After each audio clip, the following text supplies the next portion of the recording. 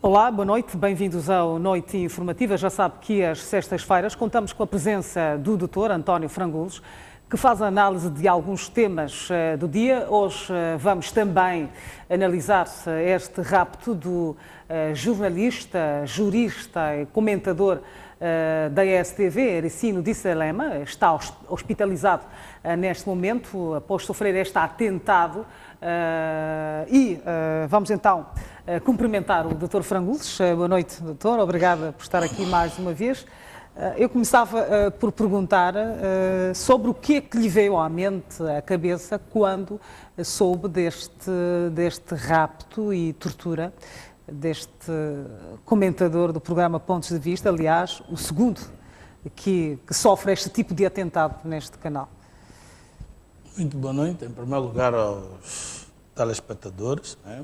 Não devia deixar de ser, e devia também desejar melhoras ao Ericino, a quem trago uma mensagem, creio que é onde me dá espaço de poder endereçar a ele e a família, mas dizer que, olha, a mim já estou cético. Não te admires se eu disser que a única coisa que eu disse para comigo é que mais um caso. Mais nada, mais um caso. Porque eu fiz aqui um arrolamento dos casos antes de conversarmos, há de perceber porque é que eu estou cético e disse mais um caso. E eu queria, em nome da minha família e de muitos amigos meus, e em meu nome, solidarizar-me com o Dr. Ericino de Salema, porque não, colega e amigo de longos anos, desde os tempos do processo Carlos Cardoso. Trocamos informações na altura. Outro sim, dar uma palavrinha de conforto à esposa e filhos e à sua alargada família, assegurando-lhe que estamos todos rezando por ele nesta Semana Santa para que nada de pior lhe aconteça. Os algozes deste macabro, brutal e selvático ato podem ter a certeza que conhecerão a seu tempo a fúria da nossa vingança. A sua dor e humilhação serão cobrados pelos milhões de moçambicanos indignados em sede própria da justiça democrática. Os algozes da democracia hão de conhecer o sabor amargo do cada falso popular. A tirania e a unipartidocracia frelimista em Moçambique não triunfará. Viva a democracia, melhoras ao Ericino de Salema, que tenha na cama do hospital uma Páscoa feliz. Felizmente. E, em breve, eu vou lhe visitar. No primeiro dia tentei lá ir, não nos deixaram visitar. Era um aparato que não me lembro igual. Felizmente, ele está fora de perigo, a nossa reportagem esteve lá.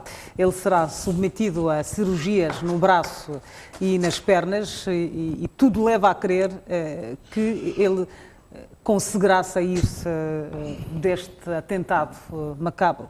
Mas o Dr. Frangulos disse há pouco estar cético e que é mais um caso.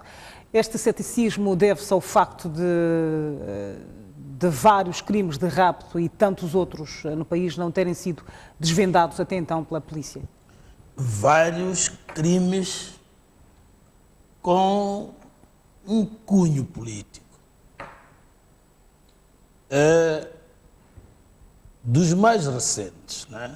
Tirando tanto caso Cardoso, foi o que inaugurou o século XXI, novembro de 2000, digamos, dos crimes mais hediondos, e que também não teve, digamos, um final conclusivo, feliz.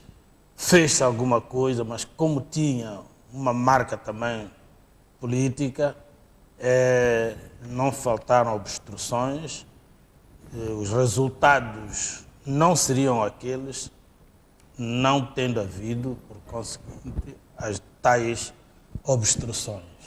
Não havia interesse político que se chegasse ao fim daquele processo, as suas motivações e, digamos, objetivos essenciais.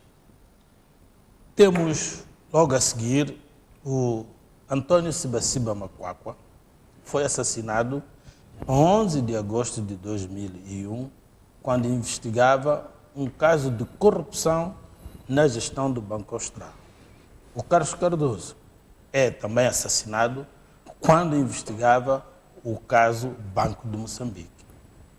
Até hoje, ninguém foi condenado pelo assassinato, porque os assassinos ainda estão no poder.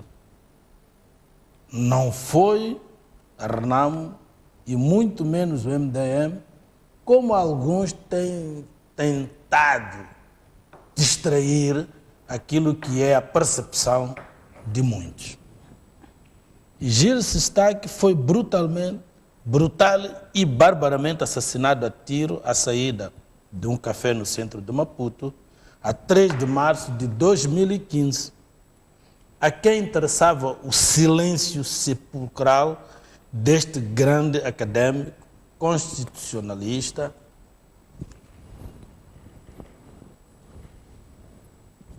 e quem são os que em uníssono o insultaram, vilipendiaram, ameaçaram de morte, vituperaram.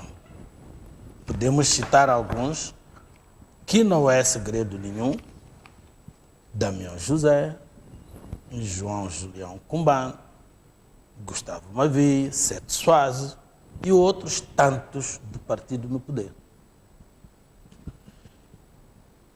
A 20 de janeiro de 2016, foi a vez de atentar contra o secretário-geral da Renamo, Manuel Bissopo. em plena beira, à luz do dia, quando saía de uma conferência de imprensa. Não foi o líder da Renamo que mandou balear o seu próprio secretário-geral para poder responsabilizar a Frelimo. A 4 de fevereiro de 2016, Felipe Jonas Machatino, alto oficial da Renamo, foi também assassinado com 8 tiros em Gondola, distrito da província de Manica, 2 dias depois de ter sido raptado por homens não identificados. No dia 7 de março de 2016, Ali Jane, também alto quadro da Renamo, foi encontrado morto 4 dias depois do seu misterioso desaparecimento e encontrado junto do rio Nhanombe, entre os distritos da Machixe e Omuine, com sinais de ter sido antes torturado. José Manuel, também membro da Renamo e do Conselho Nacional de Defesa e Segurança, foi morto a tiro a 9 de abril de 2016, mesmo à saída do Aeroporto Internacional da Beira e de Maputo. A 22 de setembro de 2016, Armindo Cuche, também quadro da Renamo, no distrito de Mortize e membro da Assembleia Provincial de Tete, foi morto por 6 tiros na rua poucas horas depois de ter falado na sessão de encerramento da Assembleia Provincial. A 8 de outubro de 2016, foi a vez do ex-deputado e ex-membro do Conselho de Estado pela RENAMO, Jeremias Pondeca. Este foi baleado mortalmente durante a sua corrida matinal na praia da Costa do Sol. Pondeca, nessa altura, era membro preponderante de uma equipe que estava a preparar uma reunião entre o presidente Nunes e o líder da RENAMO. Estes quadros da RENAMO, a quem interessava a sua morte? A quem interessava também a morte de Paulo Machava, 28 de agosto de 2015, depois de publicar um artigo no Diário de Notícias em Lisboa, Portugal, que incomodava o regime do dia. A quem interessava amordaçar o professor José Macuano, em 24 de maio de 2016, com o mesmo modus operandi e o mesmo locus delicti, portanto, maneira de proceder, de cometer o crime, e o mesmo local do crime, dir-se no Salema. Foi a RENAMO que cometeu? Foi o MDM? Digo isto porque há vozes que, muito interessadamente, querem distrair a percepção geral perante isto. Mas continuemos. A quem interessava partir as pernas ao Dr. Carlos Jack, a 8 de dezembro de 2015, depois de entregar publicamente o seu cartão da Frelimo, tanto declarando o desligue da relação entre ele e o partido Frelimo. A quem interessava o espancamento de João Massango, se estivermos lembrados, a 20 de maio, era uma sexta-feira de 2016, na véspera de uma manifestação popular contra as dívidas escondidas, em que ele era o principal organizador. Os 3 agressores traziam consigo um ferro do tipo pé de cabra. Ele tinha convocado já uma conferência de imprensa para falar das manifestações que haviam de seguir sábado e domingo. Entretanto, é agredido na sexta-feira. Quem estava furioso com a ocorrência das manifestações contra as dívidas ocultas? As populações? A RENAMO? O MDM? A MASC? A sociedade civil, de um modo geral? Então, a quem interessava que o João Massango deixasse de estar à frente daquelas manifestações? A quem interessava que o João Massango não desse a conferência de imprensa, apelando inclusivamente às populações para poderem participar nas manifestações dos 2 dias seguintes? Depois de espancar a João Massango, quem publicou um artigo epitetando o João Massango de galarós dos galarozes? Portanto, um artigo que saiu no Jornal Domingo, creio eu, a 1 de janeiro de 2017, colocando, portanto, o Massango como o grande galarós. E pode-se ler, digamos, nesse mesmo jornal. Em setembro de 2016, a RENAMO denunciou publicamente uma tentativa de assassinato da chefe da bancada da RENAMO no dia 8 de setembro de 2016, pelas 19h20 em Climano. Esta denúncia foi lida pelo deputado da RENAMO na Assembleia, Juliano Ricardo, que um homem seguia, portanto, numa motorizada, teria tentado disparar sobre Ivone Soares, a poucos quilómetros do aeroporto, mas, para a sorte e o azar do carabineiro, a AK-47 encravou. Para além disso, o governo retira a força de segurança do idil de Climano, Araújo, e põe a família em perigo. Numa nota de denúncia, número 450, de 13 de agosto de 2017, de Araújo escreve ao governador da província, o Dr. Abdul Razak, doutor de médico, né, a comunicar que havia 3 meses que o seu segundo ADC lhe havia sido retirado para reciclagem. Desde quando é que se limpam armas em plena linha de fogo? Nós sabemos, isto dá-se numa altura de grande agitação, de grande medo dos esquadrões da morte e tudo mais alguma coisa, e sobretudo contra a oposição, e o de Araújo é edil até agora pelo partido da oposição MDM. E lhe retiram a força de segurança que protege a ele até e a família. Estes factos estão quase no fim. Já mesmo no fim. Estes factos todos descritos, a quem prejudicaram? A Frelimo? Pois é óbvio que não. Qual deles foi investigado e concluído para salvar as horas do convento? É óbvio que nenhum. Por quê? Porque, obviamente, não interessava a Frelimo. Lembramos-nos dos casos de assassinatos de 2 portugueses na Beira, de 2 portuguesas até, na Beira, uma na Beira e a outra em Chimoio. Estes 2 casos foram esclarecidos em menos de 72 horas, uma velocidade do cruzeiro. Por quê? Porque a Frelimo não tinha dedo nos casos. Todavia, o cidadão português raptado em julho de 2016 por elementos das FDS que vinham no Mahindra, Américo Sebastião, até hoje não se conhece o paradeiro. A viúva Ana Gomes já submeteu uma petição nas Nações Unidas e na União Europeia.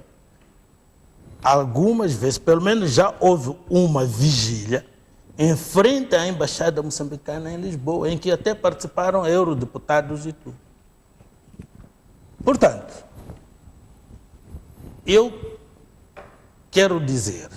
Portanto, era importante então que o Dr. Fernando Gomes fizesse então esta radiografia de alguns crimes que aconteceram em Moçambique, crimes estes que despolitaram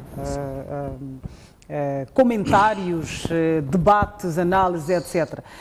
Mas fazendo a analogia dos crimes que acabou de mencionar, alguns notam-se que são diferentes, portanto, dos 2 comentadores, jornalistas da STV. Falámos do Ericino e também do Macuana.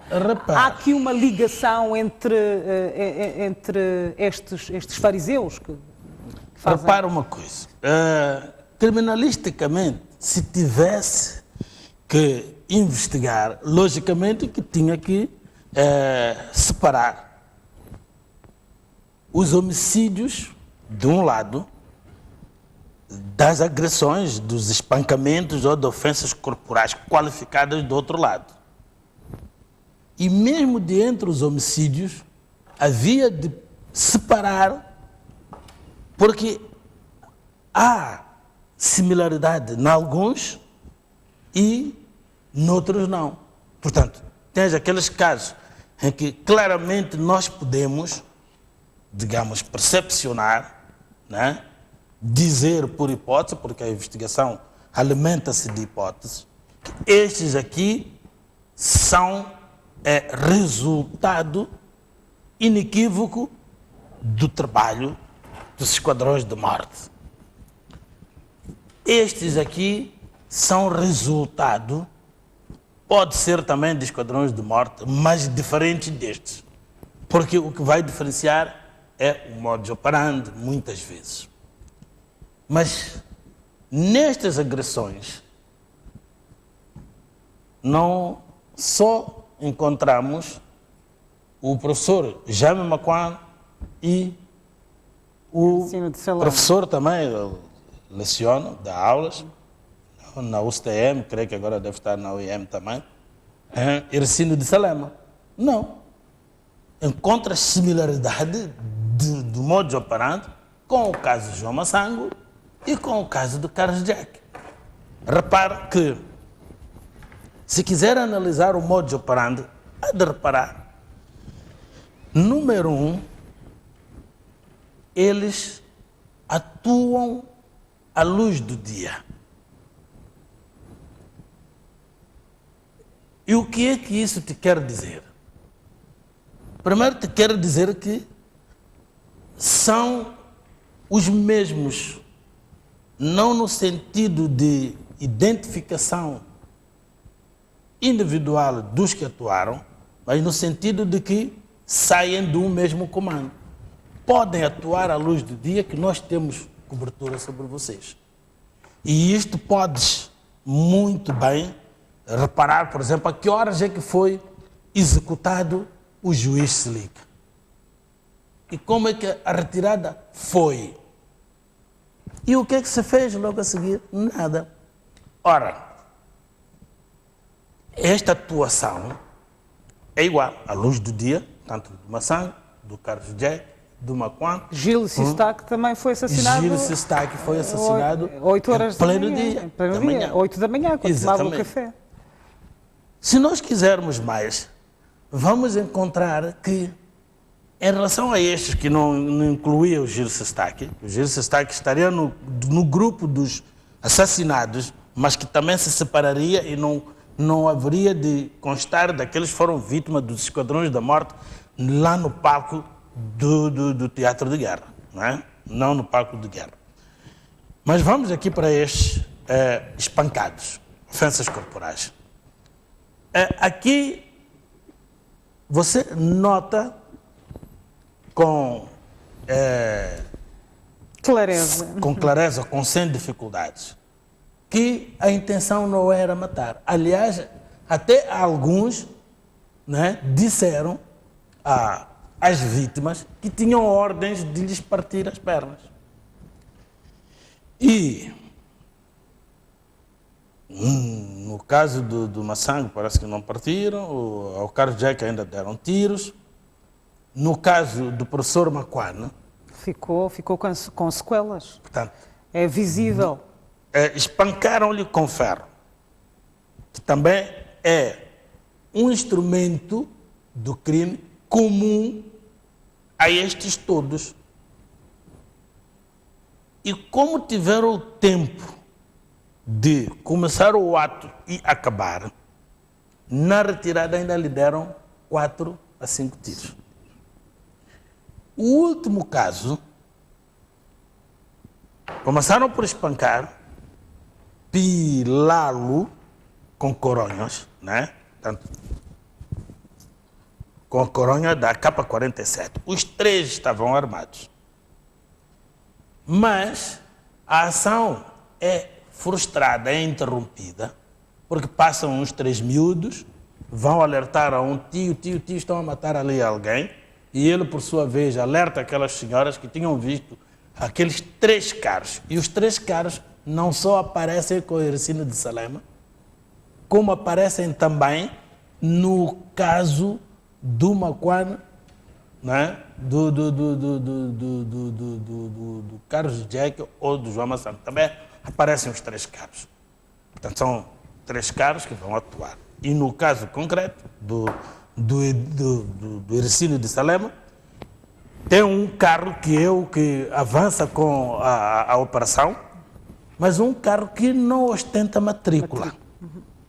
E por aquilo que eu pude colher, não precisei de outras informações, aquelas que eu tive das vossas reportagens, começou a rondar ali a zona quando eram cerca de 10 horas. 10 horas, e aquilo só foi acontecer às 13, se não me engano. Ora, não é possível, nesta cidade de Maputo, e numa zona nobre como aquela, você circular à vontade, sem chapa de matrícula e sem que nenhum polícia te mande parar. Então, Para dizer o quê? Que é pena porque nunca se investigaram estes crimes e o tempo que passou pode vir a penalizar se algum dia alguém entender que deve, por conseguinte, levantar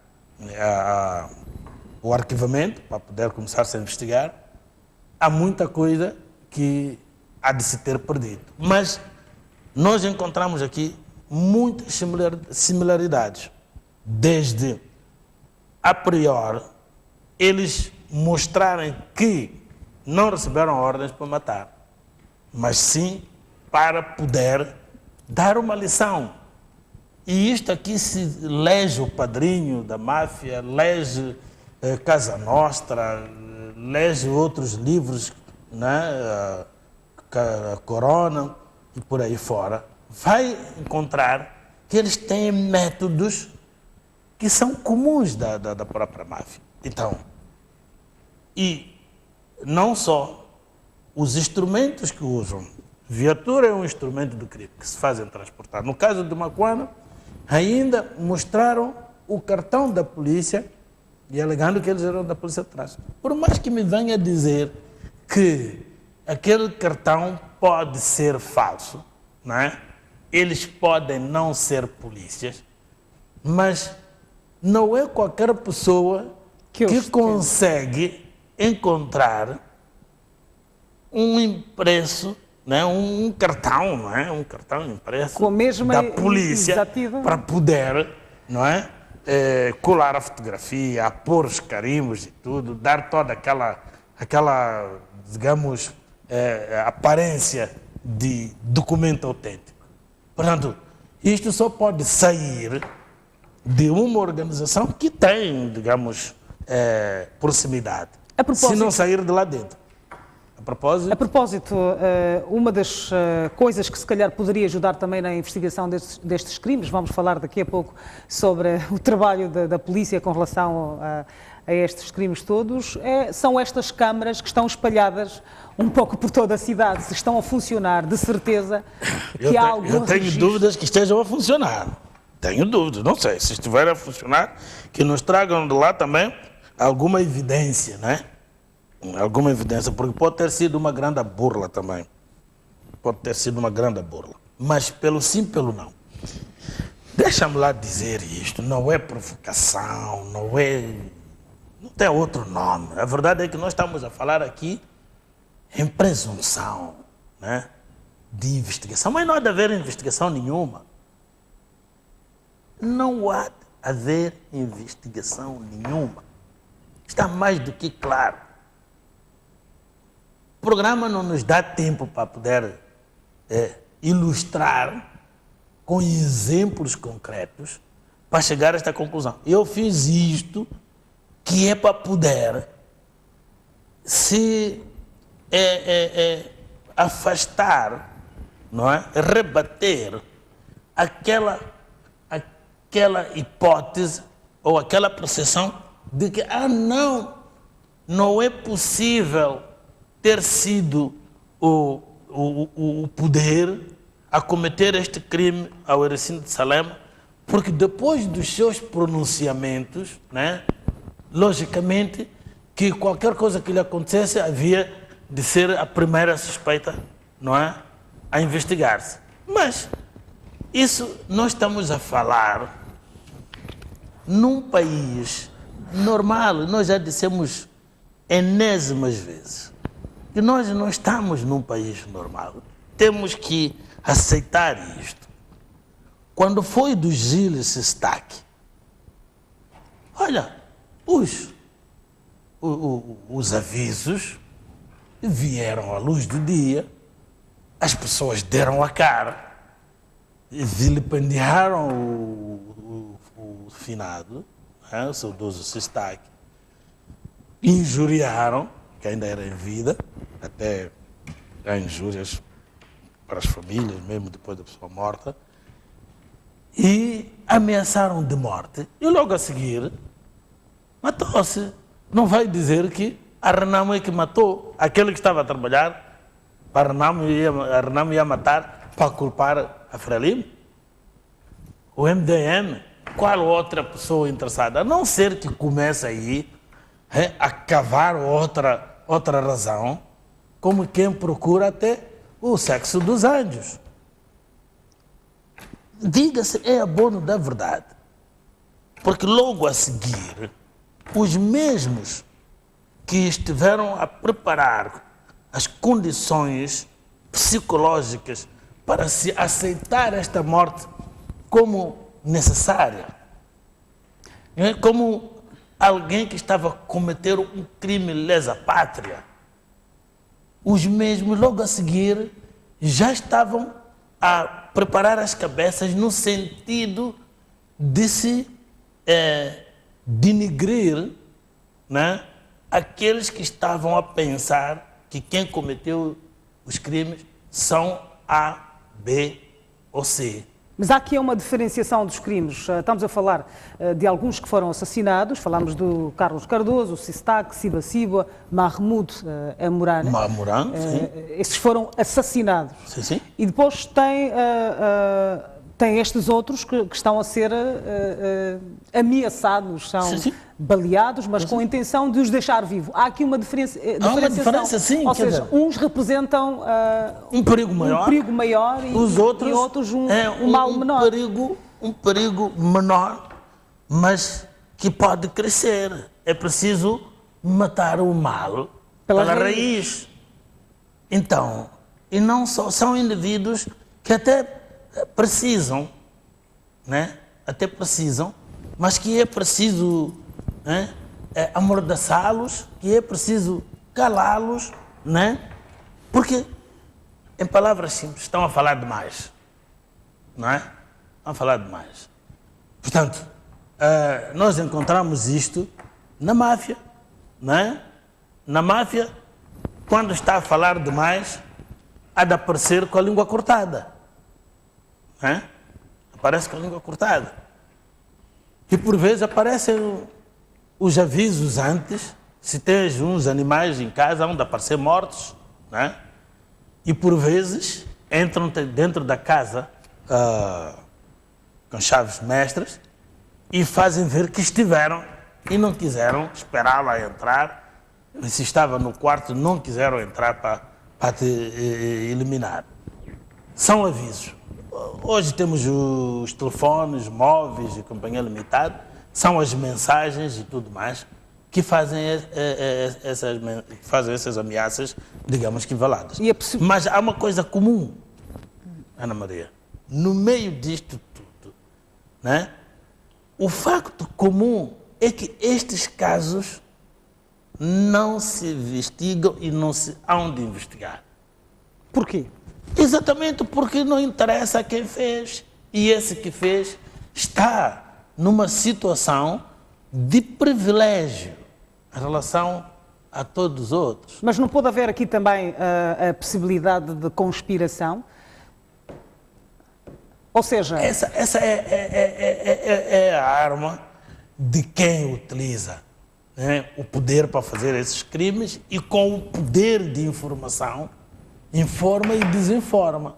Mas há outras coisas mais que têm que se colocar. Ana Maria, quando, por exemplo, o caso do Gil Sistak, né, lembra-se muito bem do debate que ele levanta, que não se fez nada, inclusivamente com a morte dele, embora seria outra coisa em termos de debate acadêmico, científico, se ele estivesse vivo. Porque ele tinha argumentos bastantes, que eu confesso que não os tenho. Eu respeito a pessoa do Dr. Gil Sistak, que era um investigador, mas nato, era um gênio na investigação. Mas repara que depois que ele morreu, né, houve uma manifestação, ok? Eu participei na manifestação, mas nós queríamos continuar com a manifestação. A polícia de intervenção veio nos parar ali no Instituto do Coração. Não podíamos continuar sem explicação nenhuma, porque se ele era da universidade, então que termina aqui. Tudo bem. Depois a universidade, por reconhecimento e para perpetuar a sua memória, deu nome a uma biblioteca, semeou-se, ou plantou-se uma árvore no jardim da faculdade. A árvore morreu agora, já não Morreu, existe. não morreu, mandaram-se plantar. Mandaram tirar. Não morreu, não. Mandaram arrancar e deitar fora. O nome da biblioteca simplesmente mandou-se anular. Mas E ele já era um moçambicano. Tens dúvida? Era já moçambicano. O Gil Sestaque era franco-moçambicano. Mas depois disto, tens alguma dúvida?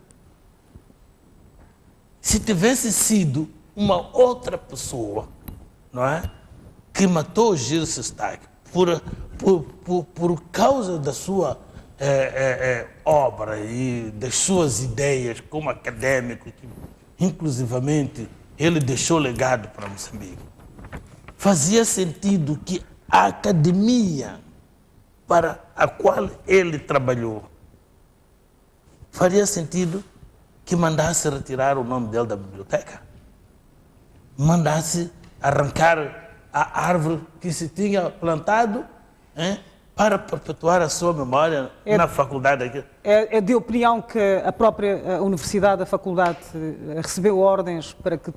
Eu não tenho dúvida. Se alguém tem dúvida, acho que é um extraterrestre. Não deve ver aqui. Não há dúvidas nenhumas. Quero dizer, nós temos um poder arrogante que manda nas nossas vidas. E que vai perder a arrogância porque, olha, a história quer cuidar do futuro, não pode esquecer o passado e nem privilegiar o presente. Então, a história diz-nos que não há nada que não tenha fim. Tudo que tem princípio tem que ter meio e fim. Os regimes mais tirânicos, os mais, digamos, algozes, tiveram fim até dramático. Luís XIV teve o fim dramático, a cabeça foi ao cadafalso. Portanto, e nós estamos a começar a ver, e eu até ouvi, eu achei piada, achei um piadão, como dizia o Luís Bernardo Oana, no Nós Matamos o Cautinhoso, achei um piadão quando eu ouvi dizer que as mensagens do WhatsApp a ameaçar, a prometer que vamos fazer as contas em outubro, eu já estou licenciado, eu vou acabar com esta história da água, são da produção da oposição. Não conseguem ver que os miúdos, sobretudo a juventude, eles até dizem, nós os 22, 21, 23, 18 e por aí fora, queremos fazer as contas em outubro. Mas eu digo mais, até os de 30, 40, quantos é que ainda estão em próprias casas, sem possibilidade de poderem sair da casa dos seus pais, porque não têm emprego, e se têm emprego só ganham para poder comprar o arroz e alimentar a mulherzinha e um filho, dois. Não dá para fazer mais nada. Ou se calhar para alugar apenas uma dependência simpática, como só dizer. Então, essa gente toda, ou então tem que arranjar um terreno num sítio precário, não é? Como Cobes e Companhia Limitada, que não houve nenhuma intervenção para poder criar condições de salubridade. Só dá terreno, constrói, mas o resto não lhes interessa. Então, essas pessoas, e são transportadas como se não bastasse, com mais loves até lá. Portanto, as condições estão deteriorando-se cada vez mais. Há aqui um desespero, se é que se pode dizer, E por como? parte desta organização, ao atacar desta forma vil a estes fazedores Não, da opinião e tantos outros. Olha, aqui há um erro que se comete, o de pensar que tudo isto é porque esses comentadores, esses fazedores de opinião, é que são a causa, não é? necessária e direta do que lhes está a acontecer. Mas não. O problema é que, olha, eu estava a conversar com alguém que me disse assim, para mim, eu sou ouço dizer, mas essa pessoa me disse a mim que eu vivi na carne. E eu estava a sair do serviço, ia em direção à casa, e os carros faziam uma fila desde o semáforo da Mao Tse-tung, portanto, pela Júlio Nyerere, até não sei aonde que não conseguia, na Doce Vita. Pelo menos as pessoas iam se comunicando que o assunto está na Doce Vita. E o filho do presidente da República, que muitos presumem, e eu também presumo, que tenha sido a causa, não é? Tinha simplesmente parado, não chamo estacionar, porque estacionar tem que estacionar em condições, parado o carro no meio da estrada, porta aberta, entrou no Dolce Vita e comprar o que tinha que comprar à vontade. E depois entrar no carro. Enquanto isso, diz que nem buzinas sequer se fazia. Portanto, quem devia fazer a buzina é quem está mais perto do obstáculo. Os que estão atrás não sabem o que está a acontecer. Só podiam tocar buzina se os da frente tocassem também. Mas, entretanto, eu pergunto, achas que estas pessoas acham aquele espetáculo bem-vindo? Não lhes cria qualquer, digamos, revolta? Só o custo do carro, sem matrícula, que é mais ou menos o que o Hercínio de Salema esteve a criticar. E como nós, infelizmente, e eu já ouvi isto em muitos governantes, temos uma mentalidade ainda mediana no sentido da Idade Média, não é? Temos uma mentalidade, se não até ainda arcaica, não é? Que dizemos assim, e eu já ouvi isto muitas vezes, quem não está satisfeito com o rei, muda de terra.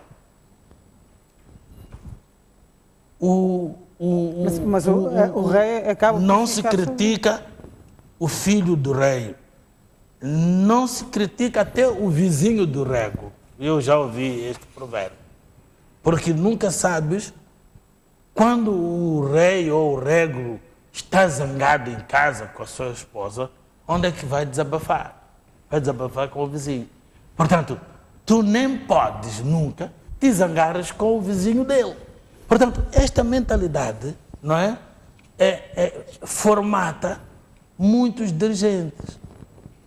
Por quê? Porque não conseguem perceber que já não se está numa monarquia. Já não se está numa monarquia, está-se numa república. E pior ainda, democrática. Está-se numa democracia. É verdade que às vezes fecham os olhos, é para o inglês ver.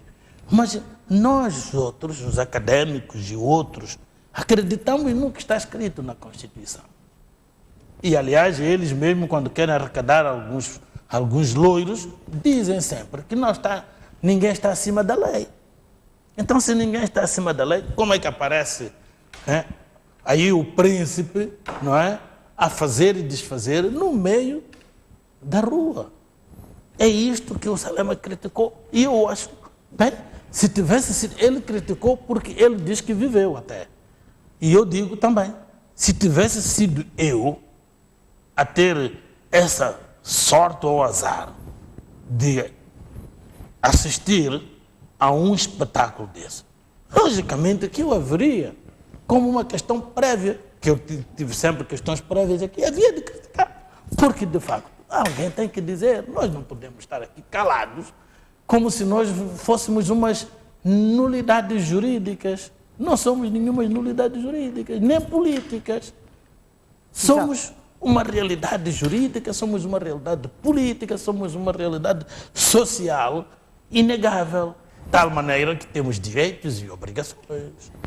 Este atentado ao jornalista Ericino de Salema criou uma revolta, comoção em todas as camadas da sociedade, ao mais alto nível, portanto, a mensagem que foi mais sonante foi de que a polícia tem a obrigação de esclarecer este caso.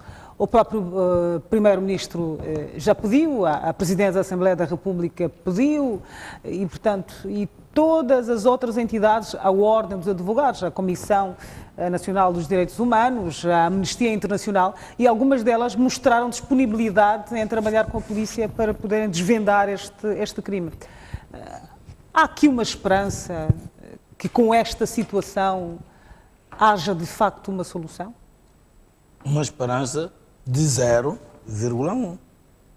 Porque alguns até fazem bem, porque há uma tragédia como aquela, não aparecer o dirigente a solidarizar-se, vamos lá, com a família e tudo mais, fica mal. A governação e a esses governantes.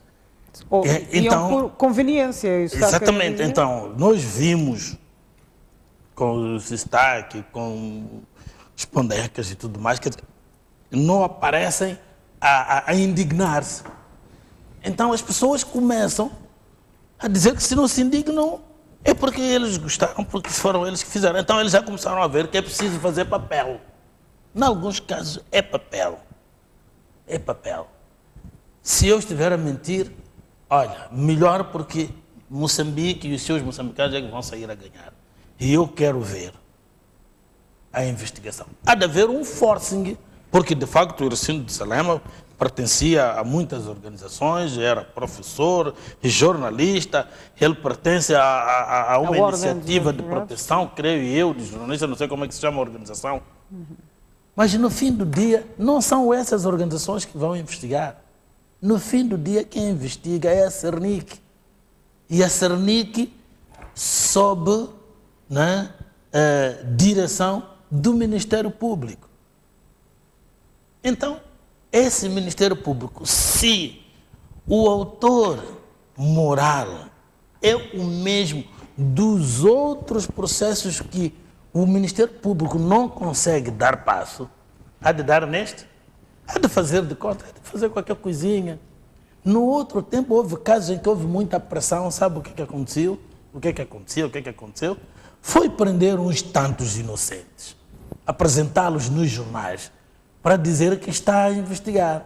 E passado algum tempo solta-se, nem sai já no jornal que soltamos, e pronto, as pessoas já se esqueceram, e acabou. Só não se esquece, né? Os familiares diretos, o próprio indivíduo, no caso em que não morreu, né? Se morreu, a viúva, os filhos e os familiares diretos, até indiretos e amigos, é que não esquecem. E isso acontece em todos os níveis.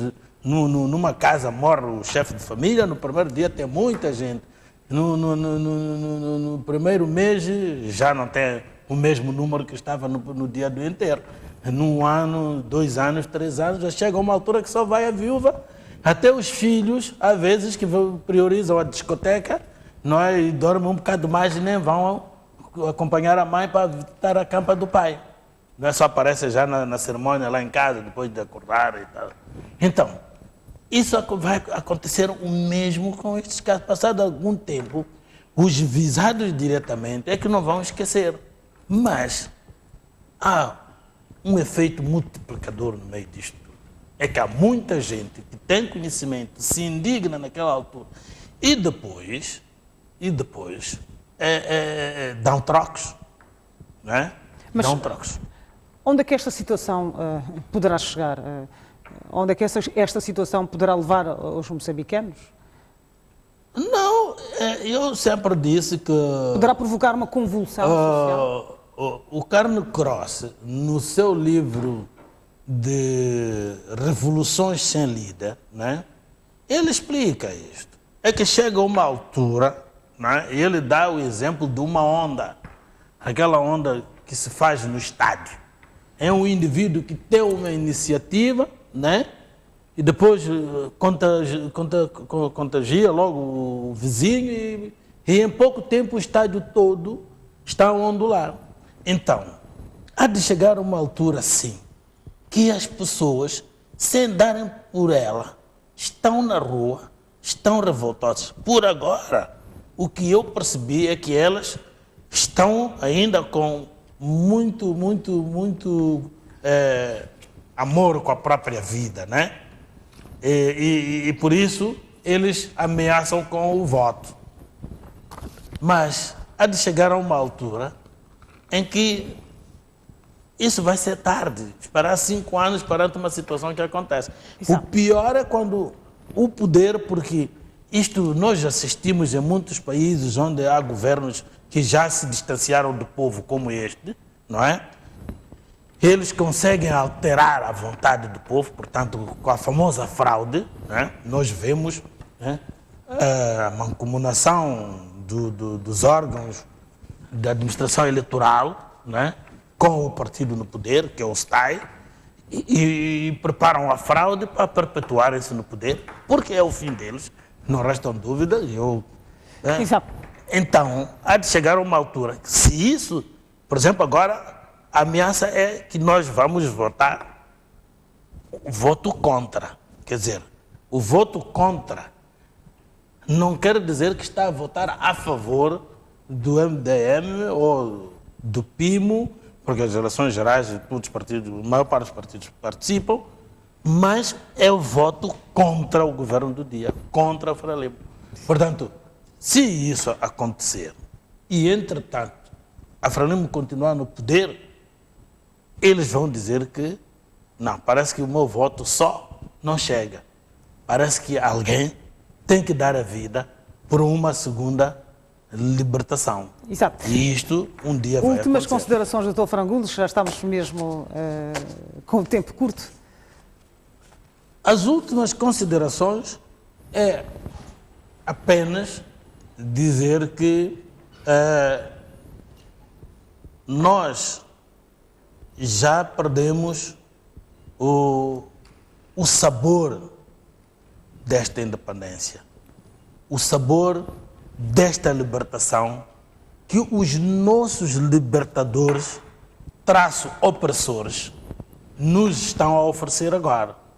Quer dizer, já não há aquela dignidade que o indivíduo, não é, tinha muito prazer de ter por aquilo que nos acontece todos os dias. E, sobretudo, nós outros. Estou aqui a comentar.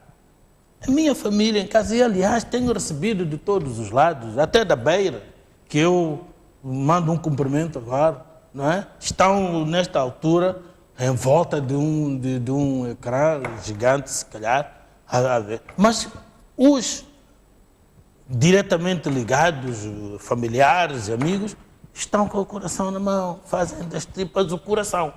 Por quê?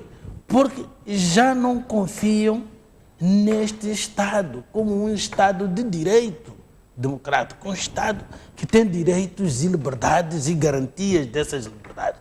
Portanto, só tem a liberdade de pensamento. Como é que se manifesta a liberdade de pensamento? É através da fala. A fala é a expressão do pensamento. Então, o livre pensar conduz imediatamente ao livre falar. E é isso que nós, historicamente, conquistamos, historicamente, porque eu não estive lá, mas eles me representaram, não é? Batemos-nos para poder libertar o homem e a terra. O que está a acontecer agora, até porque nos dois lados, estamos a encontrar o homem a perder a sua alforria e do outro lado a perder até a sua terra. Nós vemos isto quase todos os dias. Então, nós que recebemos a Frelimo em 1974, e eu tinha 17 anos, se a memória não me falha ou mais, ora, já não estou a sentir este sabor, e muitos mais. Os que me estão a ouvir e estão lá no poder, ou os que são vizinhos do poder, podem ter uma percepção diferente, logicamente, porque eles é que são, nesta altura, os opressores e os outros acólitos dos opressores. Portanto, os vizinhos dos opressores são também opressores, não são opressorzinhos. Portanto, esses aí são os únicos que não estão a conseguir ver nada. Estão simplesmente com uma nuvem negra nos olhos e fazem ouvidos de mercador aquilo que está acontecendo. Mas que a situação está muito péssima, está. E eu vi pelo resultado de Nampula, que até lhes pôs muito nervosos. Eu não quero ser um oráculo, digamos, mentiroso. Mas há muita condição, digo com toda a franqueza, de perder Maputo e Matola. Depende da estratégia que se vai adotar. Estou-lhe a dizer, eu vivo com o povo, ando lá embaixo, conheço as percepções, porque muitas vezes não acontece com aqueles que andam aí, não é? Nos andares, pelos andaimes, não conseguem ouvir isto. E quando a gente diz isto, pensam logo noutras coisas. Mas a verdade é que as pessoas, até, devo te dizer mais, as próprias pessoas da Frelimo, mas não aquelas que comem com a Joana, ok? Estão completamente desiludidos, porque estão a pagar as consequências, porque as dívidas vão empurrar muita coisa. 30 segundos, Dr. Frangulos, estamos com pouco tempo. Apenas para dizer que é preciso que eles tenham cabeça fria para analisar as coisas como elas são, objetivamente, para não se saírem com acusações em falso e com desculpas de maus pagadores. Ponto final. Certo. Obrigado então, Dr. Frangulos, até para a semana. Boa Páscoa. Nós vamos fazer um brevíssimo intervalo, já voltamos para as notícias. Até já.